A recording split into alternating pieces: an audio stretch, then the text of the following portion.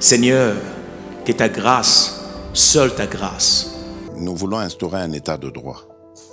Et dans un état de droit, il y a une justice indépendante. Ce n'est pas à l'individu Félix Tshisekedi de commencer à faire justice.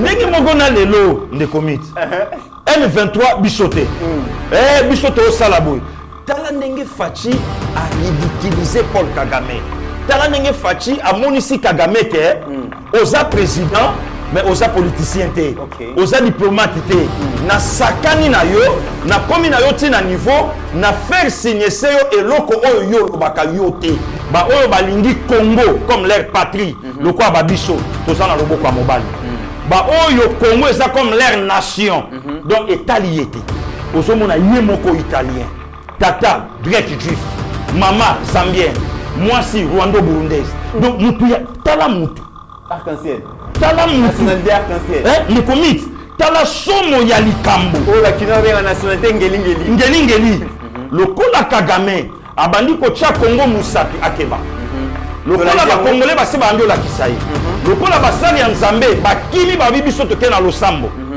ba militaire bango na front biso pe balobeli biso nesika Kabuta Museveni akeba même ata Paul Kagame akeba. Mesdames et messieurs, bienvenue sur Yeba TV. Très heureux de vous retrouver dans le cadre de notre émission Éveil patriotique. Merci. Nabino nyonso bozali kolanda biso na République démocratique du Congo, mais aussi en dehors de nos frontières. Ngana Pasteur Gili to pesa kimbote spécialement na émission les gars qui na bande ko na biso ya Owele na bande ko na biso ya New Delhi. Mais na yo ki bande ko ya Congo central, Matadi Boleli Bobi to bosane bino te. Congo central, hein bande ko Matadi Boma, Mwanda. To bi ke bolanda ka biso mingi, toza ensemble. Merci na bino nyonso. To kutani liboso lelo poto solo la actualité et actualité ezali commenter aujourd'hui. Na rencontre ya tripartite de Salama Kibongo na Luanda, RDC, Rwanda, écoutana Kibongo na initiative ya président angolais Laurencio, na cadre yazali président ya conférence internationale pour les pays des Grands Lacs, Union africaine et mandaté qui a Lukabongo Kosololana les deux présidents pour la escalade pour Kimia Eko Tanakati Amboka Mibalewana.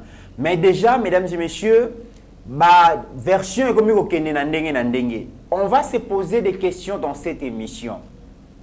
République démocratique du Congo ezali kolobake, Rwanda ezali ko agresser biso via M23.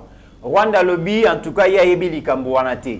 Mais tokei bongo na Angola, on se rend compte que au M23 ezala Rwanda kei a signé ba cesser les faits a signé Mamwebele na kombo ya nani. Mesdames et messieurs, Kagame totalement perdu, dévoilé. Les masques tombent. Bokoyo quand on a quatre émission Oyo Éveil patriotique Pasteur Guilé là pour répondre à toutes nos questions. Wana ya liboso. Yami balé mesdames et messieurs. Assemblée nationale. Basali révision ya loi électorale. Mokonzi Mboka a promulgué un mot déjà et bimi na journal officiel. Ça veut dire que Seni est commis comme mabiso siko tout droit na élection. Nous allons poser des questions. Ah ouais élection commis pembeni. Ce qui est causala. Parce que tu as ça élection te ceux qui miezalité na mboka. Priorité à ba congolais, ils a même pas social nano na minute ils a la paix à l'est de la République démocratique du Congo. Bon mon né mon konzambo azali ko souffrir pendant ko luka kimia. Ceux qui kimia ekoti élection ezali tokotala mais nous allons poser des questions. Na actif ya mokonzi ya mboka. Qu'est-ce qu'il a fait déjà? Est-ce qu'il y a 2023 ce que élection ezali? Mokonzi mboka azana bilan positif à ko défendre tokolobela yango. Bon, opposants, qu'est-ce qu'ils sont en train de faire? Namakamouya S, Zolinga pour diriger Congo. Mais Congo, on est dans Bitumba. Yoza potentiel président de la République démocratique du Congo. En tant qu'opposant, solution ni pose à proposer pour la Makambo Est, si ce n'est que critiquer. Autant de questions, mesdames et messieurs, Otoromera Solo la yango lelo a tête reposée. Beaucoup de Makambo Zali Koleka. Basali Nanzambe Bakutana ki lobby. Autour, il y a ministre d'État. Donc, madame la ministre princesse Adèle Kaïna Maïna. Akutana Kinaba Sali Nanzambe et Belé. Basali Kosolo la Balobi. Lève-toi car cette affaire te concerne. Balobi le 17 juillet Oyo. Na 11h, de 11h11, 15h11. Ba Congolais na ba Congolais to kutana to sambela. To rappeler Nzambe que Mboka pesa biso na menace. Mesdames et messieurs, bokoyoka bokomona ba image, mais aussi d'autres images, d'autres informations autoroutières na disposition na bino. Pasteur Guili, bonjour et bienvenue. Bonjour Ndekomit. Bon début de week-end d'ailleurs. Merci pareillement. Bandeko nyonso bazolanda biso, bandeko ya Congo central tokobo sana bango jamais. Oui. Bandeko Ousmane Benza Bazakuna, libota nyonso ko banda awa na Kasangulu ti na suka ya Congo central, babone ya Eba TV baza ebele, Nzambe abatela bino kimia na mabota na bino.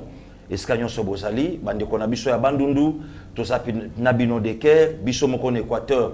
N'en parlons même pas. Kasai ezaya biso bande comiteran ba otosala na Katanga ba moni ndenge bazo tuna ba biso ba misusu ndenge bazo beta ba masolo ya be mission engelo bake Yeba TV c'est le Congo.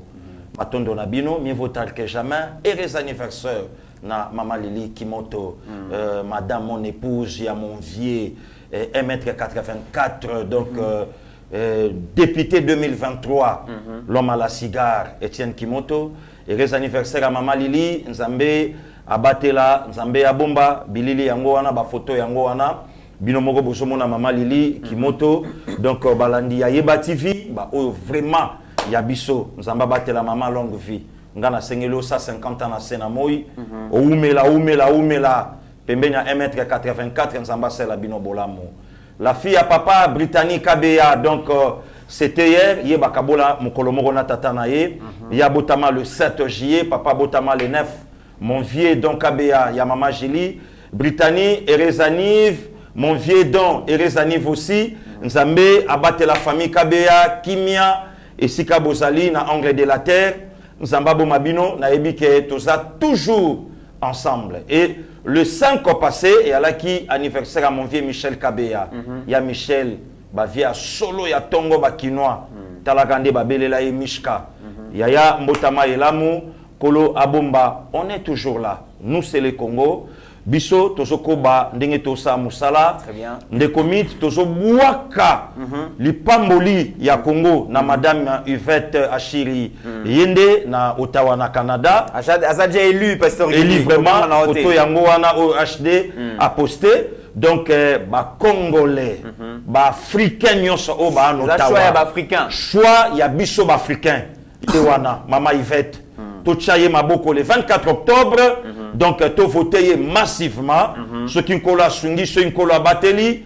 Naebi ke Yeba TV ko sala kuna. Yemo ko sala ba campagne, babilo ko nyonso. Tito koma na maponomi. Azwa ibonga na ye. Bongo biso toza pepo, tozo ngamboka.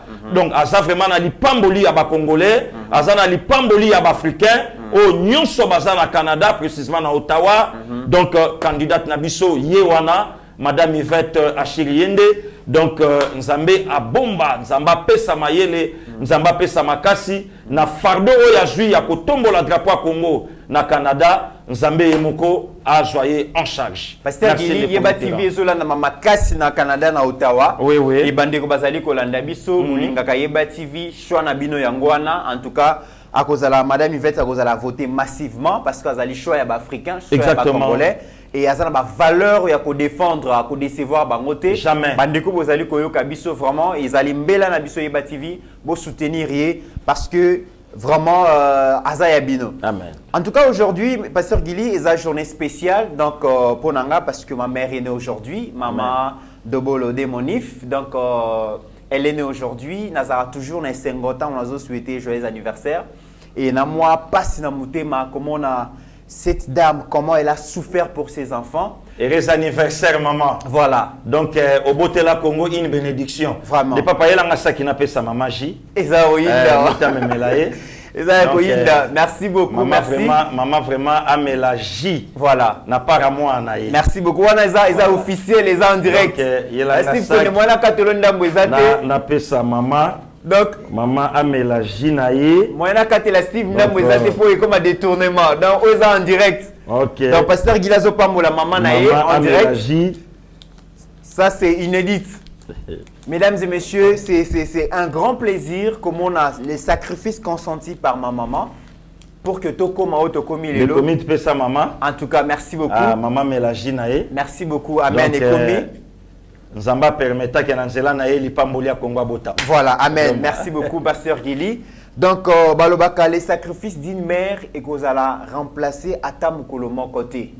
Parce que ma maman Nabiso Bazali ko nyoko mapo Nabiso en Afrique, dans la République démocratique du Congo, elle a donné le meilleur d'elle-même pour que tous à la haute, tous à l'élo. Amen. Et l'élo, Tolobarake, notre maman, c'est un don du ciel pour Nabiso Bana.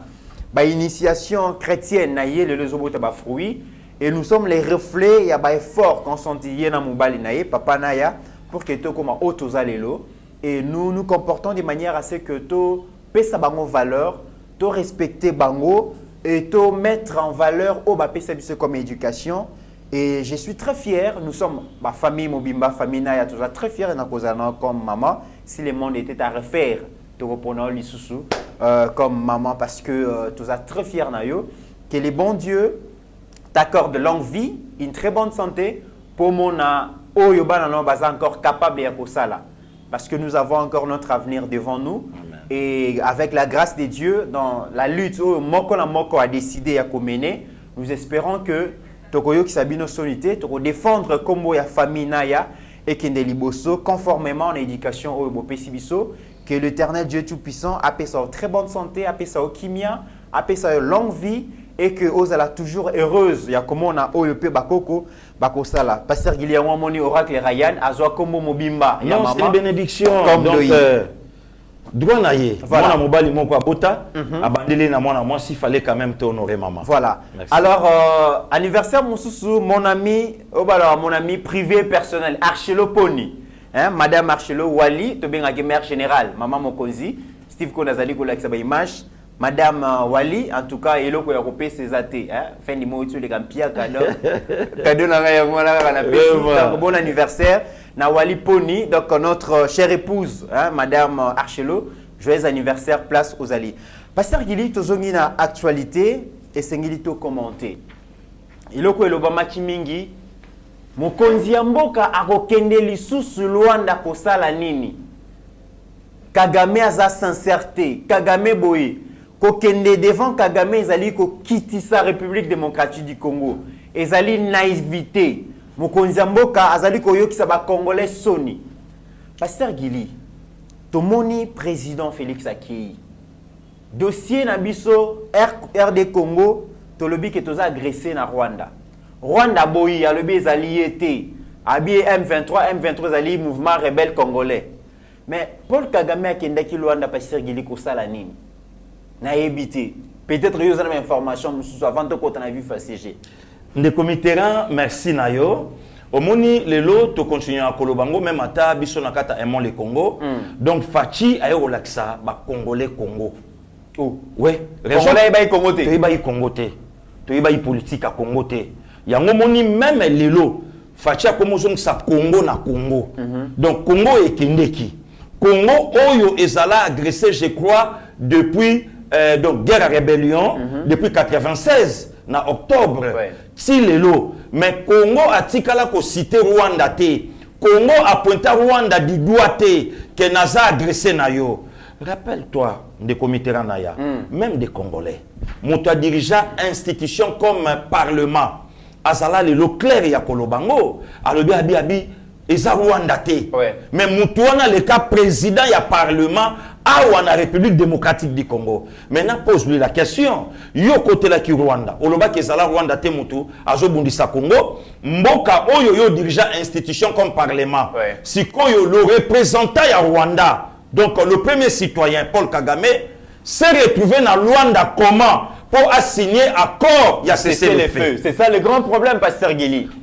De commit difficulté le Congo to sanango. intellectuel soki bazalaka na Congo ba décevoir ba congolais bato ya mayele bato batanga kelasi lobi bakoma bato oyebi de res mémoire na papa Joseph Polangi un jour dimanche moko adoration aloba na biso alobi classe yaka na vite po bongisa mutu po soki classe ngako bongisa mutu na lopete na ye ya ingénieur civil azaki déjà malamu mais valero ya ye kozwa na bonzambe na ingénieur civil alaki na ngote atamboli bamboka na bonzambe ayebani na bonzambe bayamba bango na batapi rouge na bonzambe mais azalaki pe burikite mais lopete o ya zwa songo na nzambe alobi nini classe yaka te po bongisa mutu classe yaka po kabola mutu na nyama makambo yo bolola ko sala mutu atangi ya ko sala ngote mais pona ko bonga eza likambo nzambe mais au contraire lelo na Congo bato batangi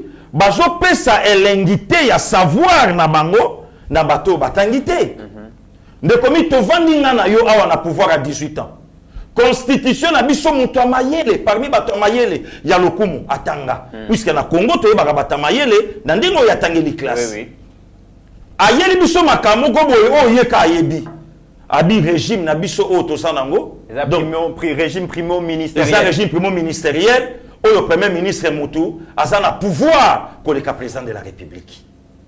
Tout le monde yango. Tout le monde yango.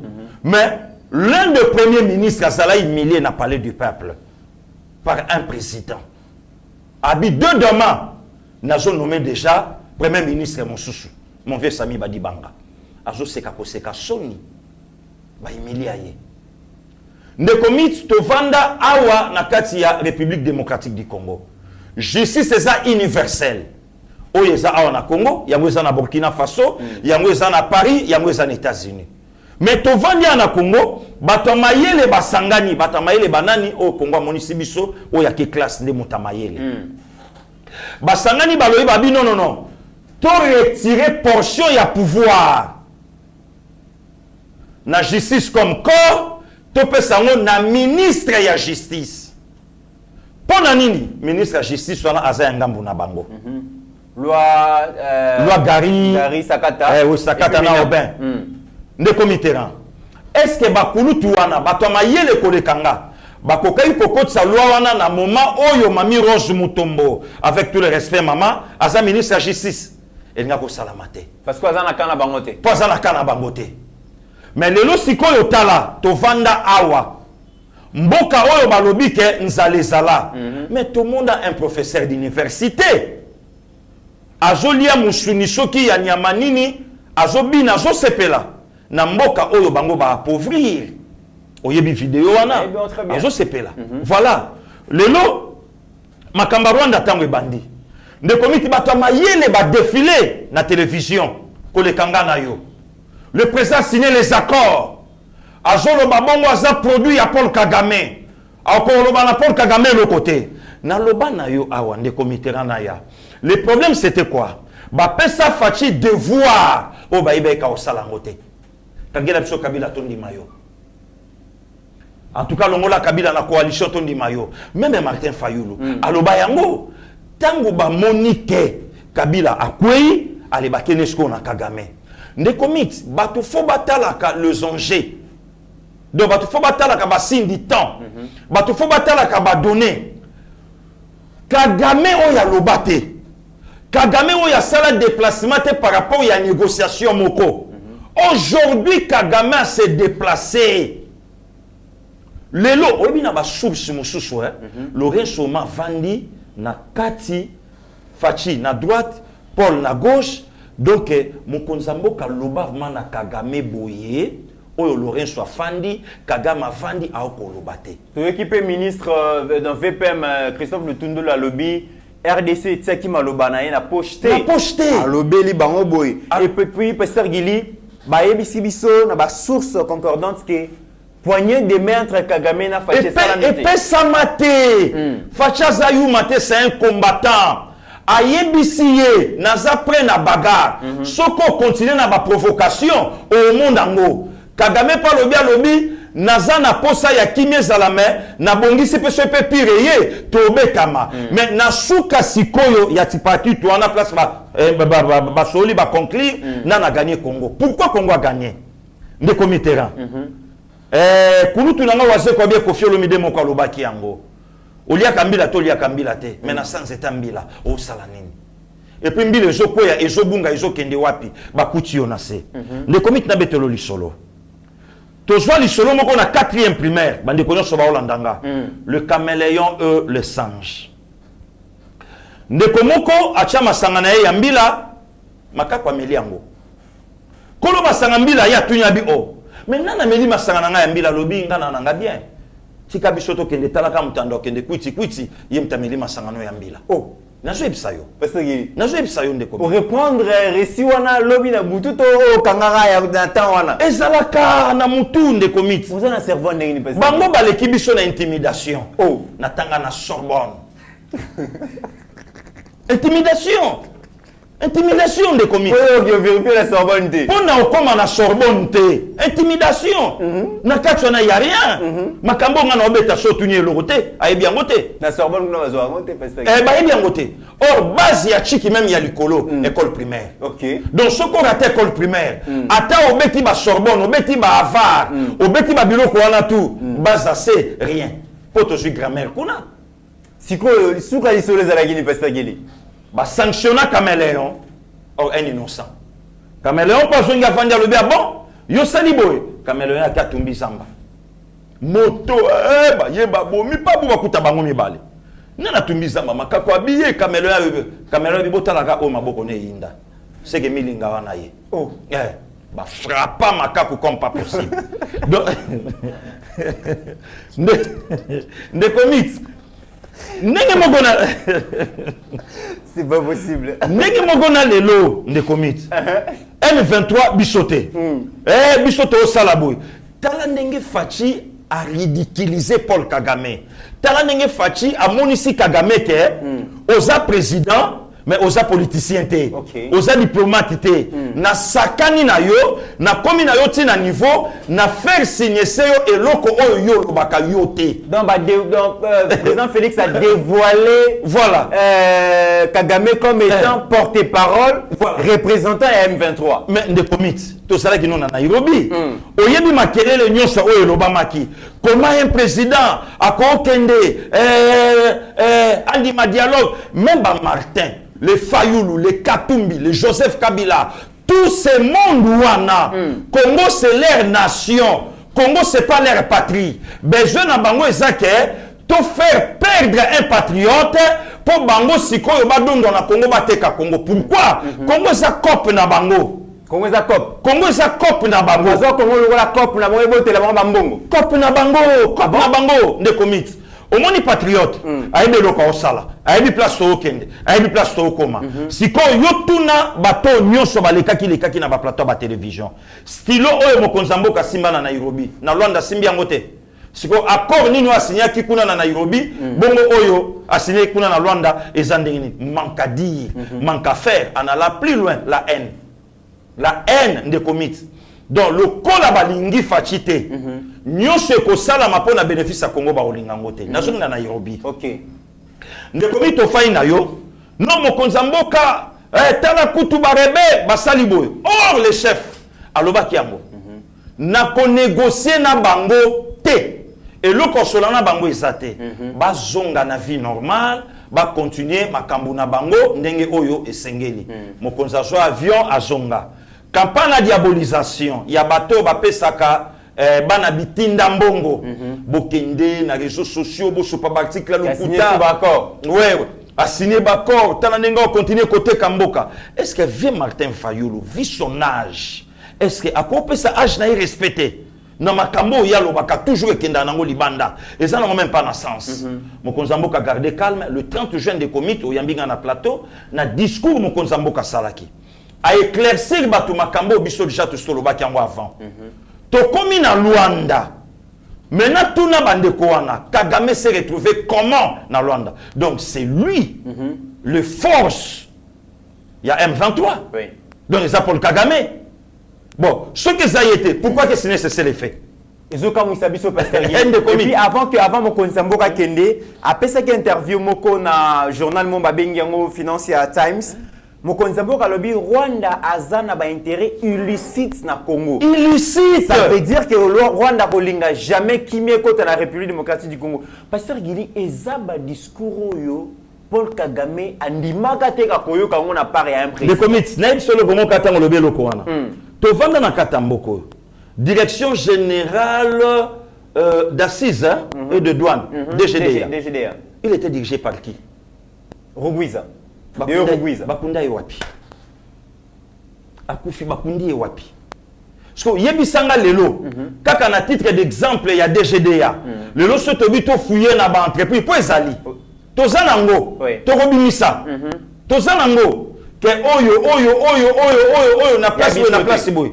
Basa ya bisoté. Tomuniango. Donc le lingelo baké, ceux qui Rwanda ndenge des Congolais au service du Rwanda au Congo. Ah Rwanda coûte bongi talabo. Na betela ke lisolo.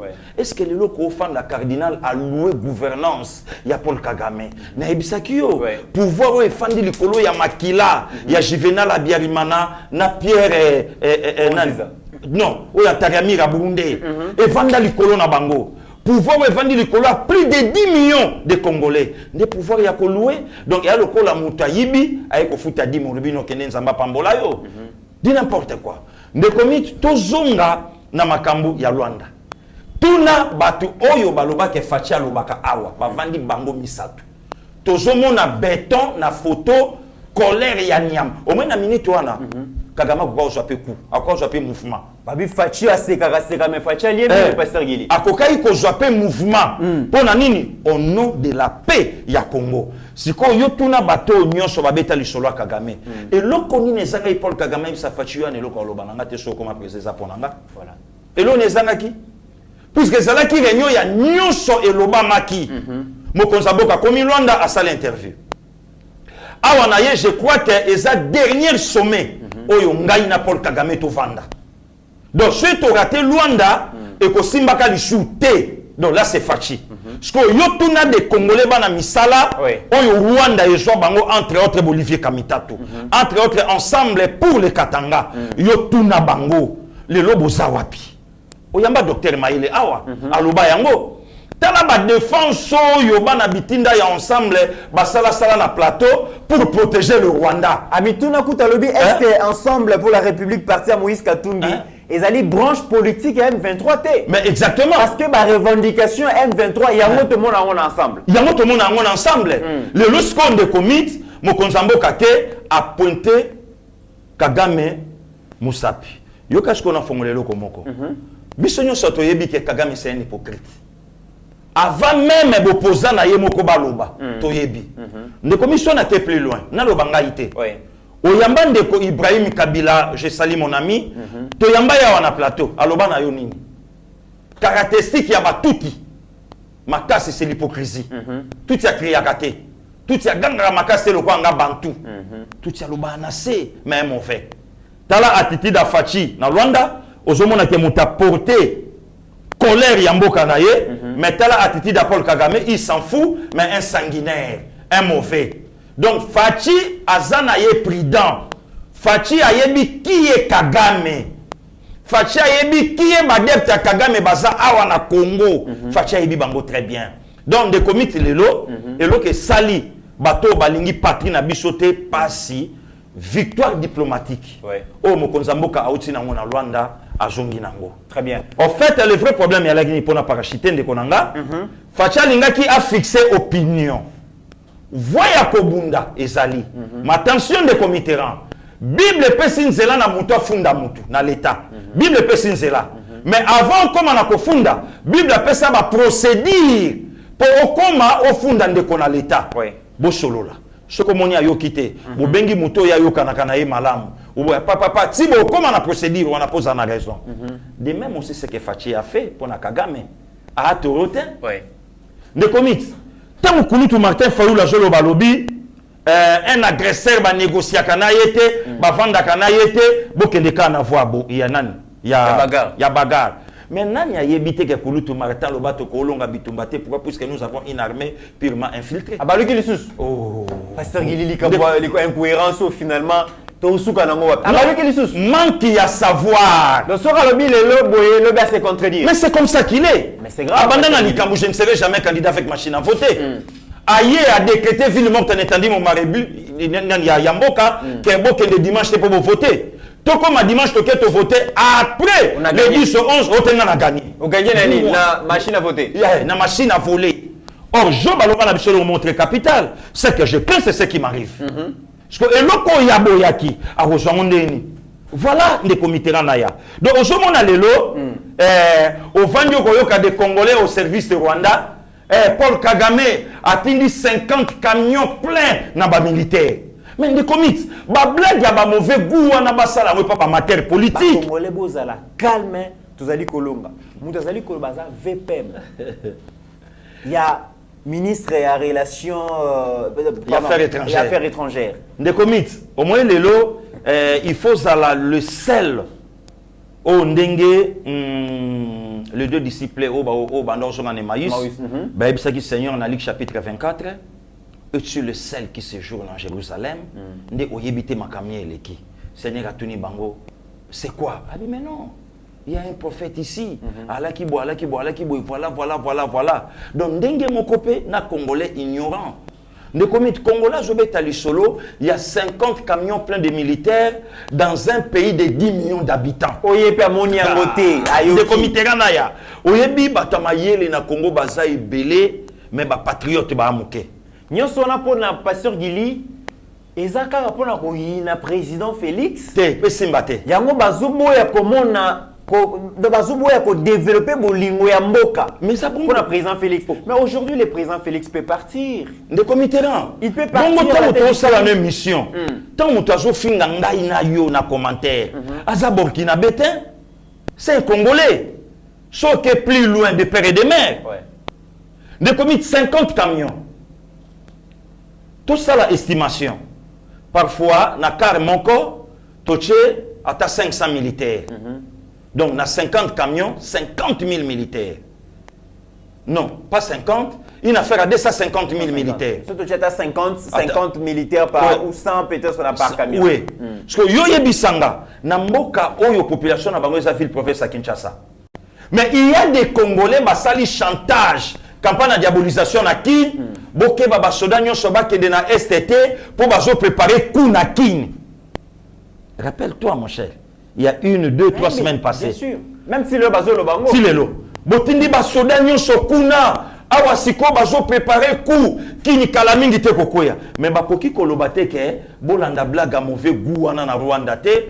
Tango atindi 50 camions pleins de militaires. Bango moko population na bango Rwanda mobimba. Population Kinshasa leki bango. Kuna baotika la kome. Bo soy tolobi to simba bango. Donc, ata tokufani, bao ba otika la mingi osaka biso. Mais à cause ya motema mabe ba tobako lo bangote. Ndeko mit na ebisa yo. To vandiao. Moindre lisolo, pour mon motema mabe ya congolais. Moindre lisolo. Ndeni bango kuna ay. Et simba le soutien wenge pansana. Pour mon apote que nous balançons ensemble était. Voilà. Oh ndeni ay wenge pansana et simba le soutien. Wenge o ezala ki symbole. Il y a division, il y a séparation. Wenge wana basangani, babeta concert, vocabulaire ko mususu. Et aussi mbate mboke sana guerre. Ndula ne ko beta mate mboke sana guerre batu ba okufa. Mais babosani que il y a un musicien tanzanien à kebeta na Goma. Donc babosani ko te pasteur Gili. Bango moko chaque week-end, net déjà vendredi samedi. Et bandi boye kuta bango na basayo, banganda ba marché, na ba kibuka, wala guerre ezati. Wana mboke sana guerre. Babeti papa et aussi mbate. Concert et bête concert à fond et raté. Aux hommes on a congolais a outi libanda ye acha kamiko na bato ba obima akuna na kati ndeni esimite manzanza mais nani ayebite tango wenga bima ka banda ko benga bango ba fake nani ayebite ke wenga tanga bima wa te ba na frappité manzanza vraiment iloko mokote. Est-ce que yango eza problème ndeko miti to vandi awa na Congo. Pour mon Congolais à monter à Mabé, ndeko Israël sango mokonzi bosolo na politique, je crois qu'azonga Jambo Kalobi. À ça la mariage à Bota. Le père de 3 enfants. Mais ndeko Congola tu vidéo ya kala o ya piaka litatoli tant simba ki mwana né ya liboso allez actualiser yango. Donc pour fixer batou sikoyo kanda komi père mais père de 3 enfants. Tolali tolamuki ndeko Mitterrand ya tant que jeune leader église catholique plus de 10 ans. Congola ju vidéo. Soki pe ndeko Mitterrand asalaka musala na ye na pe perdre lisumu na kati ezate pongai pasteur Gili naza parmi bato na loba même ministère information ba pesango vie mende Voilà. si autant na loba ango puisque vie mende ala ki wapi par rapport à qualité de travail na ye malaki siko na mauvais coach mais si to jouer travail na ye to ye nango na bon coach et ça biso bien Moutazui abandi ko bimisango Moutazui vidéo ya pasteur Gili oya lobaka pona via kitema yebela na yebela pona kende wapi na na yebite ke vérité ya moi est-ce que tangu pasteur Godin Poyi alobi en église na ye est-ce que na lobi ozomona en ya bato ozomona motema mabe otosa donc souci ya muteza babeta lisolo malango ya bien ya communauté victoire et ozonge pas Fachi très bien donc Congo moyen gagner Maroc ezata kende Qatar pour Fachi muta osala boye Congo moyen sala boye ezate pour Fachi au gagner pour Fachi au gagner oh na minute on de commit même à ce que l'élection salami il y a pas un candidat où il a faire face na Fachi nazoyo katang batu ya FCC bazolo baké un président irresponsable, incapable. Incapable à aussi sa guerre à M23, Bango Basili Sango en 2013. Ah, ne commit. Pourquoi Batou Baluka Kosa la perte à ballon? Ok. Perte à ballon. Perte à ballon. Ma perte de ballon comment Pasteur Gili? Mais Basa Bazobeta Tolo Babi Bisso en 2013. To sili sa guerre wana Kabila Longwa Kinshasa a teneti na ba grotte wana kotala ndenge M23 a abandonné l'arsenal militaire.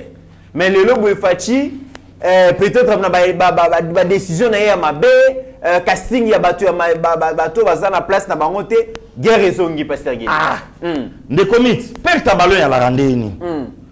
Ba sali long ballon na point penalty. 4 articles à la capo azela soka raté ballon 5 ans à Simanaye pour contrôler 9 gardien sali. Mais erreur à perte ça la manine 4 na 5 ba weli ballon arrière. Soko kute na ba 9 lokwa banonda a ko sabino lokwa koti ya kimi tambo ça la perte à ballon et ko epanaye. Lokola lelo ba sali perte à ballon. Ndeko mitango ba beti li solo. Nana bosani makambo prof Kalele aloba 12 mai 18 mai 2012 signature y accord bilatéral y a état y a mboka nanga Congo na groupe rebelle M23 bosana giso na zaki vidéo na ngena zongi songo lisusu merci de commit o ya bosanya monani de commit ba bete lepsolo solo ke basi sa guerre na 2013 mais sor ya Mamadou Ndala ezawapi sor ya Mamadou Ndala ezawapi oyo kutu bandeko nanga ba gomatracien basenga ka bakunda ye kuna honneur donc batombola tout ça et bembe ya wa butu général Baouma azawapi papa Mbouza Mabe azawapi bato yo ba comme ça M20 pourquoi batu nyonso bakausa M23 lelo bangwana na cimetière ya Gombe na Mopanzi wana balala wana engelo banini non ne commit au moins lelo tant on fait ça zolinga loba azana respect azana respect ya patrie oyo ba toboli patrie oyo ba sakaneli patrie oyo ba yeli biso ba député le quoi ba jouer très bien to côté là calamité Pasteur Gili ce qui na niveau international dossier za place ezali mais à niveau national guerre esali 25 ans plus de 25 ans même et ça les ba victime ebelé Pasteur Gili ba congolais ba ko vivre le coup là na est guerre ezala lisusuté mais j'ai l'impression comme si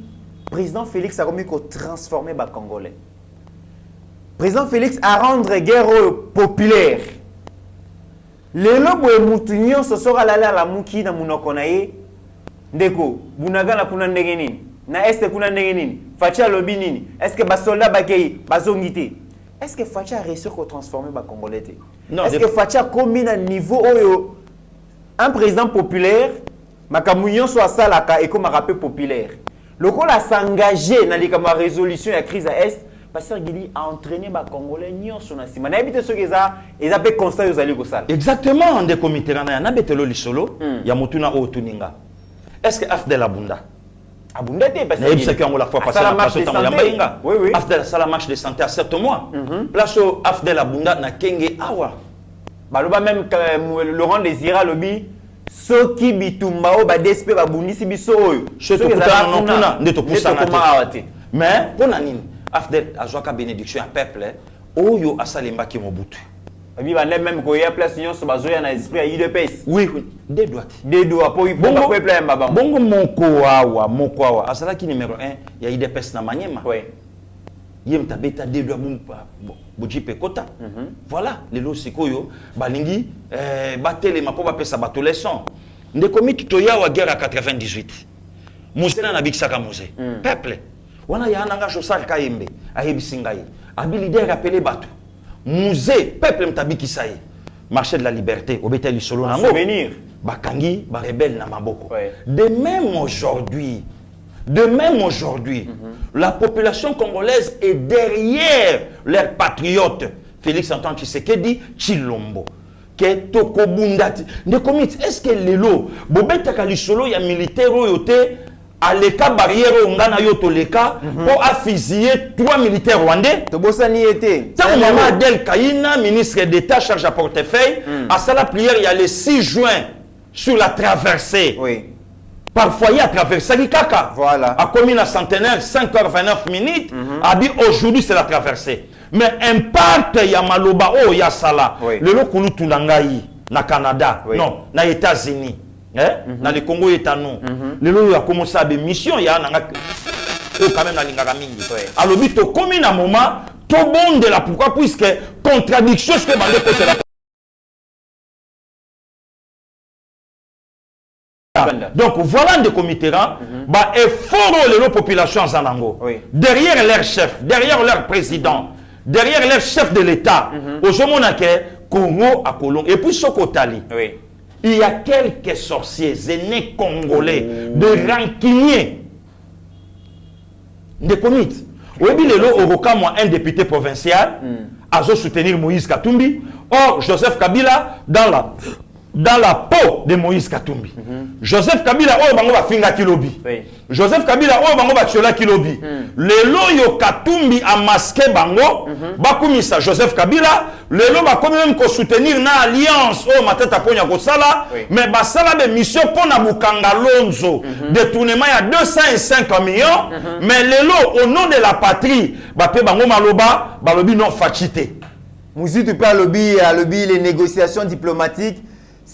Donc c'est une distraction. Il faut préparer la guerre. Mais comment on peut préparer la guerre na Adolphe Muzitu avec armée aux infiltrés? Mais il y a mais non, Eza Maloba Obaloba. Lui, il était le premier ministre de Augustin Katumba Mwanke. Là, c'est honorable Mike Mukebai. Ngaïté. Honorable Mike Mukebai. Source. Aloba Yango. Abetaro Lulisolo Baokende mission officielle. Babenga yawa po bafandisa ya tikala ana le somo ko pia bisote ana le somo ko pia bisote guerre est ezala Muzitu premier ministre avantage na ye nini o ya pesa na mboka tant que premier ministre donc le lozo mona que manque à dire azaki même incapable ya ko mobiliser ba congolais ba soutenir guerre incapable même ya ko loba c'est pas un leader apparemment Pasteur Guili c'est pas un leader de comité na ya le Lomoni, le premier ministre Samalou Konde, avec tout le respect, dans la démarche au premier à Josala, dans la mouvement, je crois, selon Pasteur Guili, après ma papa Mabimulumba, après ma papa Lunda Bouloulou, à cause de le premier ministre Oyo Congo à connaître comme un bosseur. Mais ce Fachi a réussi, le premier ministre a réussi. Donc Samalou Konde. Voilà. Donc le Lozomonake, tangu batuloko Adolphe Muzitu baoloba ne komit menga na oyebisa yo est-ce que c'est loko lelo batu bakoka moyango est-ce loko batu bakoka moite ngana kozo omoni batu ba comprendre pourquoi ba passer Guili balobaka OK batu ba comprendre pourquoi ba Benjamin ba Yokason ba Président René ba maître Papi Josso pourquoi ba Chole batu na nyonso balobaka casquette na biso c'est l'IDPS. OK. Donc mutu nyonso tanga omona IDPS. Mais lelo eza na bato oyo ba adora Fachi. Bato ba louaka Fachi. Baza même pas ba combattre IDPS, même pas aussi les Kassaïens. Voilà. Exemple Adolphe Moussitou. Je n'ai jamais vu un homme honnête, sincère, comme Félix Antoine Tshisekedi Tshilombo. Mais le là comme Bunganzela. Mais les lots, c'est quoi ceux qui passent au Guilia Lobiango. Les lots, ceux qui mettent Papi Joshua Lobiango. N'a pas commentaire au moment na Nyama Jalelo. Mais Adolphe Aloba Yango. Fumon Paloba Yango. N'a tikala jamais comment on a. Martin Fayoulou Nanjili. Nous sommes allés en Genève pour Tobi Missa Fachi comme notre candidat commun de l'opposition. Aloba Yango. Donc, ne comité naya, le vieux Honoré Mbanda, Aloba Lobi Bitumba Otozanango. C'est les personnes capables de faire agénuer clan Kabila. C'est Monsieur Félix. Monsieur Félix. Baloba Yango. Donc, les lots, ceux qui montent à Lobi, à cause d'intérêt naye, pour les locaux santé, ne comité Toro comme un moment bonko, bakotanga même des Congolais, oh yo banvoie mis un problème à Est. Congolais, on voit ma place, bazoukufa pasagili. Oh, mais je bisayo, c'est belé. On a bénédiction ndengini, on a richesse ndengini. Mais des comités là ya. Tant que on a le chef de l'État télémi. Opposant, soi-disant opposant Mbokanaye, azo contredire et l'okoyo adversaire à Congo à Fukaminango. Paul Kagame. Martin Fayoulou, azo ba discrétion fayeto ke na bitumba. Oyo ka muzito lo ba discrétion fayeto ke na bitumba. Na bitumba na armée oyo bango balaki même incapable ya kosomba même botine. Très bien. Incapable même ya teni, incapable même ya kotongela bango hôpital, incapable même ya kozongisa mai na kan kokolo na kan church 20 ans, incapable même ya kotongela bana ba soda école, incapable même ya kotongela ba officier supérieur bandaku, incapable même ya kodoter armée na biso. Babiloko oyo bomi nango, mais bazotinda bitumba lelo na armée oyo azongisi sourire na mboka, na armée oyo alobi la patrie ou rien, na armée ne komit na oyebi so vérité komitungi sakate. Fachi il est comme un Moïse aujourd'hui. OK. Fachi ça le quoi Moïse. Ba oyo balingi Congo comme leur patrie, le quoi babiso tozana loboko mobali. Ba oyo Congo ça comme leur nation. Donc état liété. Ozomona yemoko italien, tata grec juif, maman zambienne, moi si rwando burundaise. Donc mutu ya tala mutu Arc-en-ciel. tala mutu Nationalité arc-en-ciel. ne komit tala somo ya likambo. Oh la kina bien nationalité ngeli. Ngeli arc-en-ciel. Donc ata kutu balobi ke bobo de babana bande konanga bana poto asala ngo bopo na mukanda bayana nga ba Charlie Beya British. Mais yotala yemoko italien. Parce que alongwe na grec juif ndenge nini pour que ndokoma et pas Zambrota. Atiki Zambrota. Bakei kokutana na petit sinkala ndenge nini na Zambie. OK. Alongwe na Zambie. Akeko yamba sugira ndenge nini.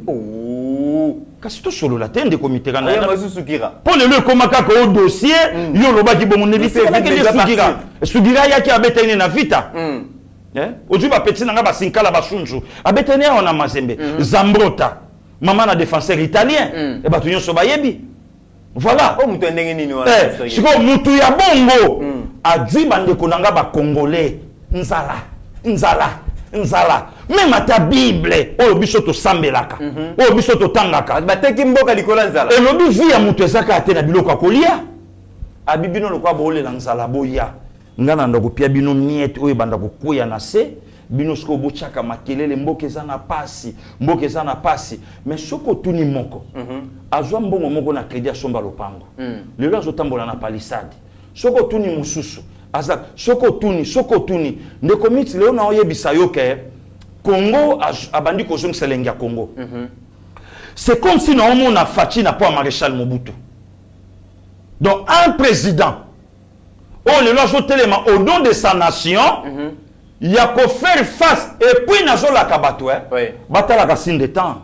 Chita Kagame yango, Chita Kaguta Museveni. Très bien. Na yebisa ki on de commit parfois de committerant. Oui. Bandeko bakangaka ba vidéo ba bombaka po babimisa musana bango yango wana o balelaka musana bango yango wana o ba vivaka nango musana ngo yango wana o lelo ba obokolela basi na bango musana eko vanda kati boye abimisi bakanga pe vidéo parfois tam sous décembre 2023 na Rwanda na Uganda moko osa sous-président rien que ka pona Congo pourquoi puisque Congo akei ko kangana na Israël akopambwama mutakola kela Israël akola kelama lokola Kagame abandi ko tia Congo musapi akeba lokola ba Congolais basi ba ndio la kisaye lokola basali ya Nzambe bakimi ba biso to kena losambo ba militaire bango na front biso pe ba lobeli biso nesika Kabuta Museveni akeba même à Paul Kagame akeba akeba ndekomit Congo ezamboka na kati ya bilaka et un président oyo ajui kiti ya bukonzi na prima cour ya te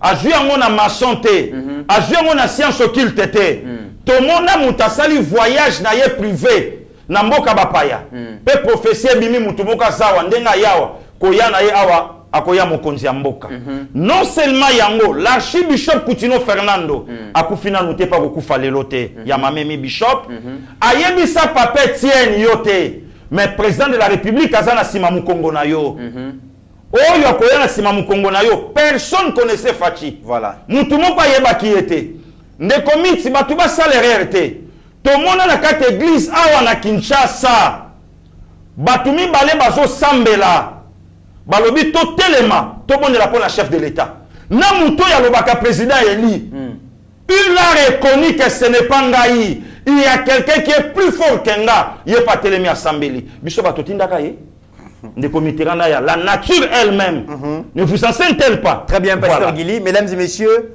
confusion zali kokota Christophe Lutundula VPM en charge de la relation extérieure. À l'objet, nous sommes en discussion. Le général James Kabarebe demande la parole et dit ce n'est pas nous le Rwanda qui vous attaquons. Abi c'est l'Ouganda. Abi Paul Makenga dans le groupe et aujourd'hui en action vit en Ouganda qui pousse ces gens et leur donne la logistique mbutu mbutu koti entre bango. Union souhaité obima bon en Rwanda. Sur le plan diplomatique, les chefs se battent. Sur le plan militaire, mesdames et messieurs, les informations sont sarabinoté. Ba commando ba outi bipai na bipai bazo kende na est. Tout ce monde a comment il y a une forte concentration de soldats congolais na est. Bouti comme on appelle Mokonzi Mboka a changé commandement, a nommé ba commandant musu na tête ya opération Sukola 2. Eza ko yinda na est ba commando bazali ko kende. Sur le plan, il y a mobilisation, il y a sensibilisation. Le chef de l'État a réussi. Il y a Koti Sabitumba o na mitema ya ba Congolais. Tout le monde parle de la guerre. Tout le monde publication bazolo belarama ba guerre. Basali Nanzambe, baza mobilisé. Mesdames et messieurs, Togo Senga, dans notre réalisateur HD. De commit pardon. Oui. Avo Senga, il parle de HD. Dangana lobelo komoko. OK. Nga pasteur Gili. Oui. Na makambo nyonso yo tolo basikoyo. Nakoki pe ko senga lelo na mboka. Oui. Ba meka ba suspendre be mission nyonso o ezana caractère guerre. Voilà. Ba suspendre ngo. Ne komiti no to ko fanda te na banda ko to fandi to mona un Congolais leki abanda ko yebisa biso ke ba militaire ba kufi ebele kuna bazoko sabino. Oh ba rebelle ba zumbo kamoko. Ke ba rebelle ba zumbo kamoko boy. Est-ce que na Ukraine okobeta masolo yo? Voilà. Est-ce que na Russie okobeta masolo yo? Critiquer les commandants suprêmes. Critiquer les commandants suprêmes ya armée ya mboka na yo. Okutango place nini. Ndeko mit photo koma na niveau. Na journaliste avant ayamba invité le kolanga. Oui. Cahier de charge na yo, même attend enregistrement ba qui et qui, ba okoyamba nani et puis bokoloba nini. Mais mission nyonso o ezana caractère politique. Il y a guerre et ça là nous suspendu pendant un moment. Ne si kaba suspendre ba parlementaire debout. O le loto s'incliner, ba me capé ba boa kalisu na be mission nyonso o ezana caractère politique. Mon frère le pasteur Roger Kabongo, o ya maman Karine Couple Rock. Afan ya leli à maudire même na muto ya leki na plateau. Est-ce qu'il est congolais ou pas? Voilà. Nalani na kanda pasteur Gili. Hein? Comment un pays, oh le lombo kanaye sobunda, un député leki na plateau, pe le lozana l'aise azotambola na ye. Comment un pays, oh mokonzambo kazobunda pour la diplomatie, au prix même de sa propre vie, atika Maman Denise, atika Bafani, atika Bantoni, atika Babiso, un petit garçon il y a moins de 35 ans, alors babi, il y a un président très inutile. Président Kitendi. Voilà. Namboka nini wana. Namboka nini. Azoloba. Donc, des comités, au moni Babiloko wana, il faut VPM. Tant que taliba parlementaire debout. Par rapport à dérapage, Tobeti Maboko. Moutoumou na sena moya ça parfait. Mais t'as la paix parlement debout et c'est créé. Il y a la mouka pour na IDPS. T'as la paix bango ba proponi ni le bango bimisaka na tongo na bazando na pona mokonza mboka. Toboyi politique à deux poids deux mesures. En allant encore plus loin, le loyo tala batu mususu oyo ba ole kaka na ba plateau. Tala bango de komi tozana moment au moral na biso fe sa la kimia. Yo zela mukolo o FRDC ko pola ipana yo ne o célébrer victoire mais pour le moment, oh l'équipe Babiloko Wanda, il faut que banda ko kangana no batu monoko puisque baza e belé awa baza au service du Rwanda. Ozomona mutaleki azo finga chef de l'État, nationalité burundaise, ayawa se retrouva sénatrice, makasi na batuite, ko finga ka chef de l'État, yo kanisi ke aosala ngo par rapport à politique, or aza nationalité au Congo azo bundana ye, ma fani ona pona ko finga mokonza mboka te, ne komiti Babiloko wana parlementaire debout mokota au sepela nango. Très bien. Wana en tout cas je demande avec tout le respect, na VPM, à ko risquer après Gilles, Cheneza Moulaï, pourquoi le loyo soki fachité, ba papi Josso ba le kaso na ba plateau te. Très bien. Ba passer Gili ba o sa souté, pour mutunyo sa ko se kaso ata la so comme le la muta parti mususu. Mais ba tu musu le lo ba ofinga fachi, soki fachi azate akolata encore couleur. Ya muto ya koya comme ce soutenir pour na nini. Au nom de la corporation. Donc eloko wana justice a mboka nanga et bandasko kolandela. Lokola babanja on a IDPS. La charité bien ordonnée. Et quand à Siko, banda kota la bémission, tout y a YouTube. Très bien. Ben interpeller qui Gilles par rapport à YouTube. Gilles a Kanami par rapport à YouTube. On a passé Gilles par rapport à YouTube. Mais oyo ba le boluchwa balobaka. Oyo ba mukeba ibazoloba. Oyo ba safu bazoloba. Oyo ba tunyuso bazoloba. Justice a mboka na biso eza wapi. Donc bango bazana pona ko provoquer ba combattre IDPS. Tant combattre moka IDPS a le kabeti allez ba arme et baluki sko contre ye. Ngana osenga avec tout le respect. Le secrétaire général Augustin Kabouya, il a géré parti au quotidien, comme un parlement de Bois a suspendu. Si Nathan Oyo, a protégé le parlement de Bois. Donc, les alocaux la tata, moi, je suis la Libanda, a bétina no moi na ye, yo moi na voisin keba. Mais ceux qui ont bétika moi na suki, et que moi na voisin continuer provocation. Parfois, tam suis ya yonde na kuku oyo, yonde batubaye bagate yewana. Très bien, Pasteur Gili. Alors, les approfondissements, Mme Pasteur Gili a lobby, hein? Nana comprendre, nana sosoli. Nana comprendre. Alors, Steve Condé, la Kisabiso extrait, Sali Nanzambe Basangani autour, il y a Excellence ministre d'État, Excellence Adèle, Princesse Adèle Kainda Maïna, Basali ko préparer maman na culte. Il y a ma casse pour confier encore République démocratique du Congo. Situation Zali Koleka Maboko Yanzambe.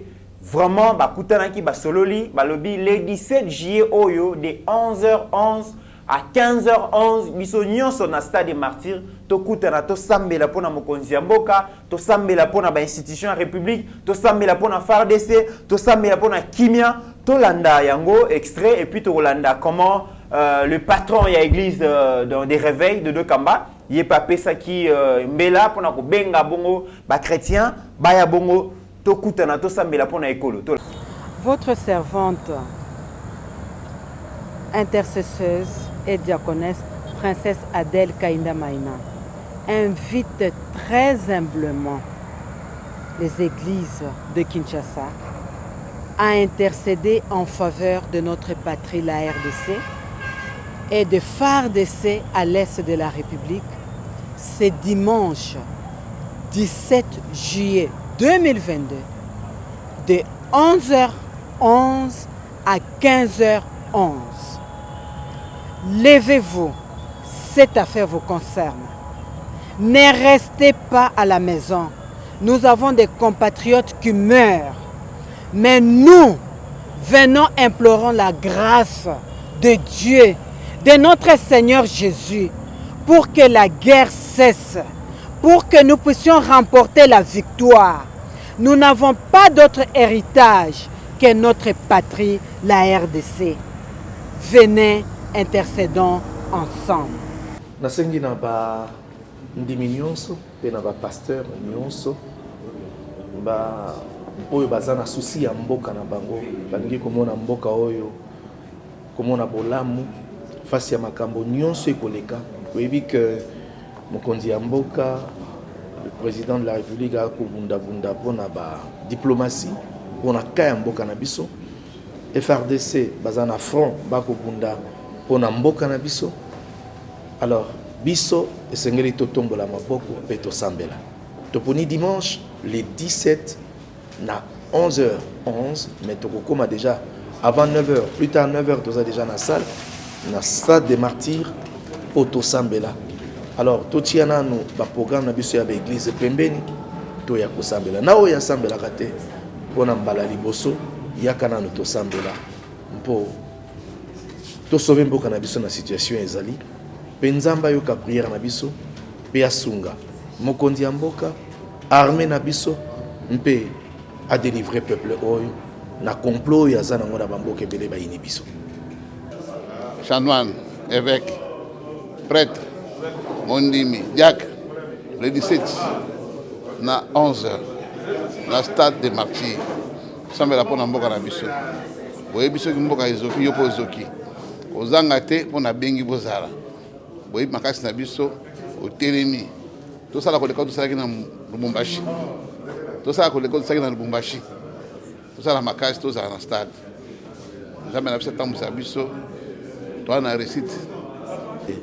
Nous devons invoquer le Seigneur afin qu'il puisse intervenir pour la libération de notre peuple, de notre pays, pour la paix de ce pays, et afin que ce côté de l'Est, pourquoi pas parler de tout notre pays, soit dans la quiétude. Et pour cela, je vous prie de venir nombreux à partir de 11h. Venez nombreux à partir de 11h jusqu'à 15h. Et ce sera pour le 17 juillet au Stade des Martyrs.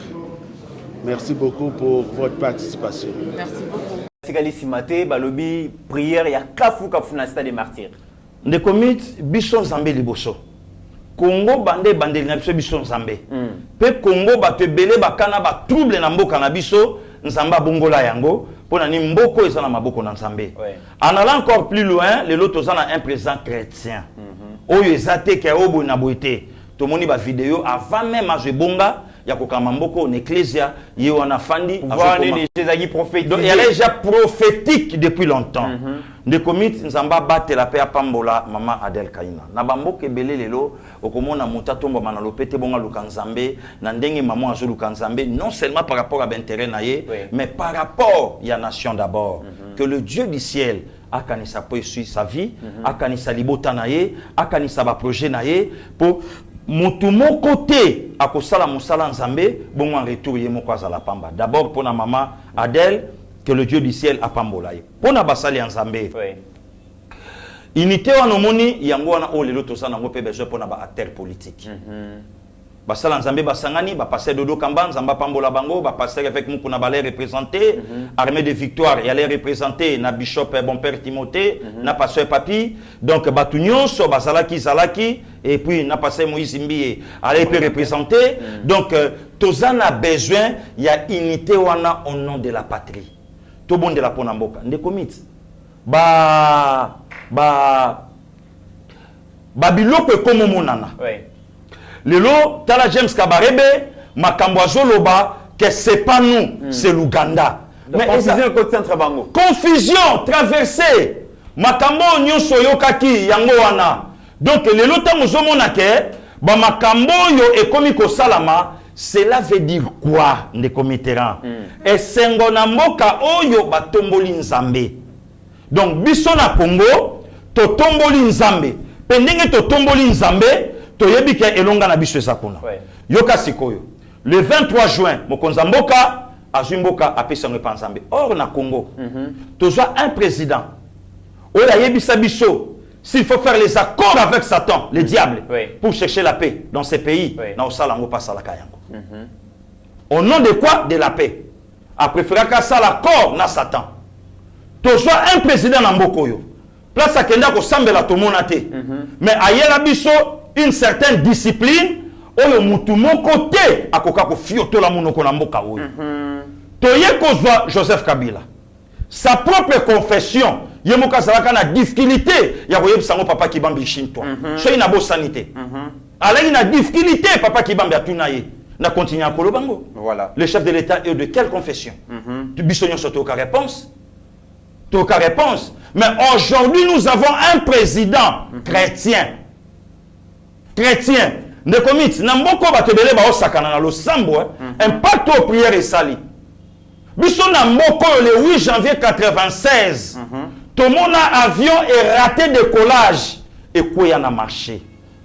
Et tambola likolo ya misuni ya batu ne komit okotia jolote vraiment na même année na même mois train et déraillé na Congo central 96 voilà foule quoi na première riba tunyo so bakufa ba retrouver moi na bébé na maya jole la kufa te mais maman kufi c'est année à catastrophe année ya ko sakanate 96 ne komit na mboka oyo to viva bambeka ba sacrifice mais aujourd'hui tout le monde président na réveillon il y a 31 au 1er janvier de cette année il y a musungine bangwana bazobina c'est du jamais vu voilà est-ce que même le Dieu du ciel a koko fandate après sa victoire na mboka oyo bazo reconnaître nga banani bakonzi est-ce que mama de la sangine ana mutuka ayebani na mokili asalaka azwaka lomeya mais pona ye d'abord le Seigneur voilà. Et le Seigneur pour ma patrie.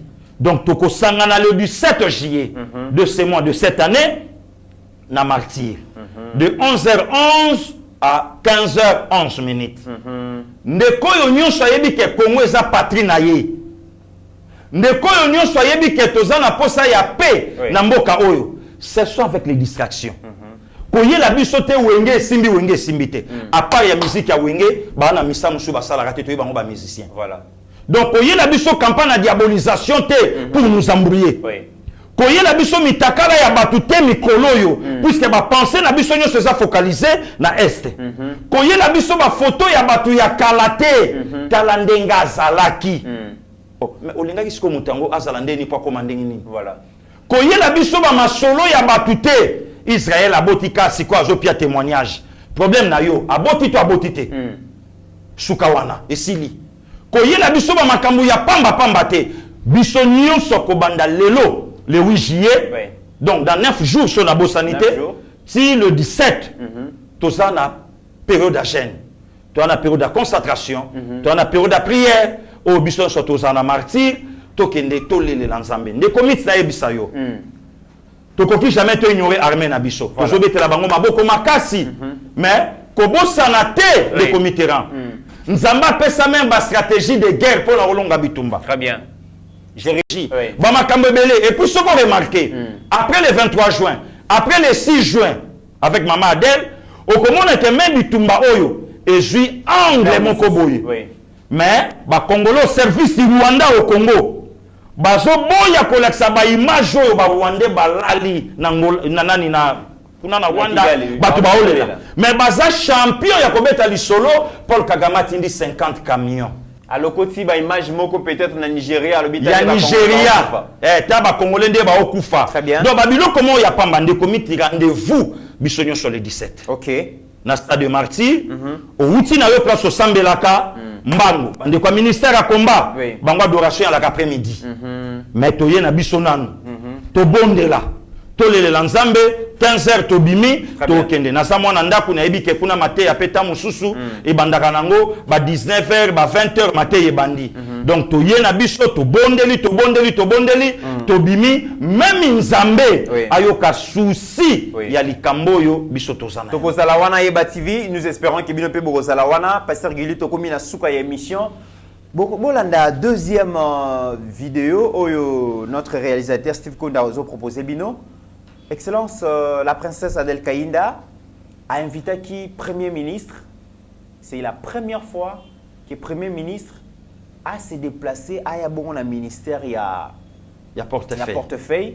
À l'écart déjà, on a comme ministre, comme DG, je pense, il y a chez Camille. Oui. À l'école déjà on a activité na mususu na fonctionner mususu mais zonga qui na ministère à portefeuille oyo excellence ali ko benga la maison verte. Oui oui. Pour na ko clôturer donc quatrième phase il y a travail. Il y a un comité mixte chargé de la réforme du mode de gestion de la consommation d'eau et d'électricité des institutions officielles et ayant droit. En bref, les années. Société Mibale, SNEL, SA, Régie des eaux SA, bazali ko fournir maï na courant, électricité, na ba institution publique. Mais ba institution na ba futa ka facture té. Mais tous ceux quand même que non, maï ezala na kin, courant ezala, mais ba institution a miné notre yebi awa, ba consommaka maï, ba consommaka électricité, mais ba futa raté.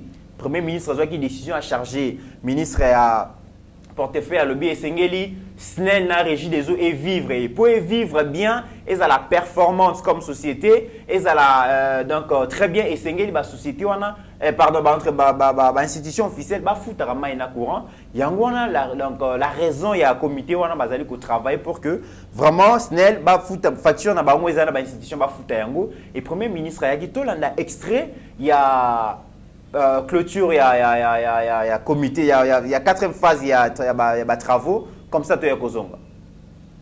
Mesdames et messieurs, en vos titres et qualités respectifs, tout en remerciant les trois interventions qui m'ont précédé et qui ont pu donner des détails des travaux exécutés dans le cadre de cette commission. Je voudrais mentionner que c'est avec plaisir que j'ai répondu à l'invitation de Madame la ministre d'État, ministre du portefeuille, pour clôturer officiellement la quatrième phase des travaux sur la problématique de la consommation d'eau et d'électricité des instances officielles et des ayants droit. Je tiens à féliciter Madame la ministre d'État, ministre du portefeuille, ainsi que les membres de la commission pour le travail abattu, lequel s'est fait en conformité avec la vision de son Excellence Monsieur le Président de la République, chef de l'État, Félix Antoine Tshisekedi Tshilombo. D'une part, le bon fonctionnement des entreprises du portefeuille, plus précisément celui de la Société nationale de l'électricité et de la régie des distributions des eaux. Jean-Michel Sama-Lukonde-Kemi, le premier des Warriors qui n'a guère hésité un seul instant pour accepter de présider cette cérémonie, malgré ses multiples et lourdes charges d'État. Je reste convaincu qu'il s'agit là de l'expression irréfutable de cette volonté, défiant toute épreuve pour la recherche de solutions idoines aux multiples et épineuses préoccupations des entreprises du portefeuille de l'État. Son Excellence, Monsieur le ministre d'État en charge du budget, pour son implication personnelle dans la concrétisation de cette phase des travaux de la commission technique mixte, en dépêchant une forte délégation de plus proches collaborateurs. Le succès incontestable de cette quatrième phase doit beaucoup à la participation active de ces derniers. Au terme des travaux de cette quatrième phase, qui se sont déroulés aussi bien en séance plénière qu'en sous-commission, la commission technique mixte ne peut-elle qu'espérer une mise en œuvre efficiente des recommandations pertinentes formulées, contrairement au sort connu par celles issues des sessions antérieures. Voilà, mesdames et messieurs, to Komina Souka, c'est que j'ai remarqué, même bâtiment Pasteur Guili et la Timolato Sika, il faut travailler dans de meilleures conditions. Excellence Adèle, pas seulement que à Salinatan allié, parce que nous sommes à 5 heures à Zozonga, très tard, à travailler très dur. Et le Premier ministre a été invité à y aller transformation. Déjà même il y a bâtiment, bazo travailler dans de meilleures conditions. Ça prouve que le peuple d'abord c'est aussi créer de très bonnes conditions de travail pour Nabatu. Exactement, on est comité ranaya. Mais au cours où on a les cambo o yolobi ndenginini. Moi na moi sur batu nyonso mama o batu nyonso ba yebike yesoga bengi yo pikana 4h11, pikana 5h11, pikana 6h11, pikana 7h11. Lobi grande sœur na Mireille Maïla. Alelaki abi passé ginga habité na soli na 7h11 et 8h11. La muka 3h na bakonde. 3h ngana do engelo bake souci ya musala pona bâtiment. Bravo. Ne comité lelo soko tali na kati ya ministère à portefeuille. Oui. Bilamba c'est que comme on l'attend. Les lots ceux qui n'ont pas EPST, et pas mettre Tony moi bakasa. Les lots batebele batu na baté. Pourquoi bazoyo ka mettre tonité? Mais beaucoup yo kaye na ki blablaté, mettre Tony moi ba au service ya nation. Boyo ka ki akende ki boye ndenge ni na longwe poto mbala moi se retrouver na Kisangani. Beaucoup monde na Kisangani na longwe abimi boye. Donc pour ça na yeza que gratuité et simba pona nini tacho ba pesa ki est Yangoana. Non seulement il va mettre Boudimbo, le génie blanc. Aujourd'hui, que souci ya ba wario c'est ça que Mokonzamboka a réussi. Ba Nicolas Kazadi ba Yeme Boji. Donc aujourd'hui va mettre Guilwando. Aujourd'hui que Moussala et Zosala ma comme il se doit. Bravo na premier. Quelle collaboration. Il y a premier ministre na ba membre na ye. Donc aujourd'hui que souci est ça. Mokonzambo karesi.